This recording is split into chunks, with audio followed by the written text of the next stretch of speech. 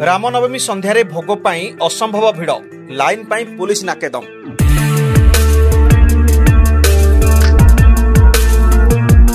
बुधवार संध्यारे रामनवमी उपलक्षे प्रसाद पाई असंभव भिड़ प्राय 20,000 रु ऊर्ध्व समागम हेतु ट्राफिक नियंत्रण में समस्या सृष्टि होता।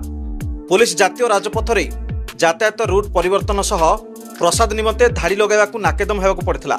प्राय अध किलोमीटर धाड़ी रे रही प्रसाद अपेक्षा घंटा घंटा छिड़ा होई रहिथिले छोट पिलाठारू वयस्क महिला और पुरुष।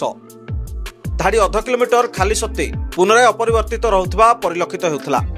विलंबित राति पर्यंत भोग प्रसाद जारी रहिथिला। बसस्टाण्ड, महावीर कमिटी, महावीर हनुमान मंदिर, जेल पार्श्व मंदिर, बाईपास, बांधुवास हनुमान मंदिर सह समलेश्वरी, दुर्गा और तारिणी मंदिर में सकाळु ठारू संध्या पर्यंत लोकों दर्शन लगी भिड़ लगी रही। सेहीपरि राजीव गांधी छक समेत समस्त मंदिर में प्रसाद भक्तों को दि जाउथला।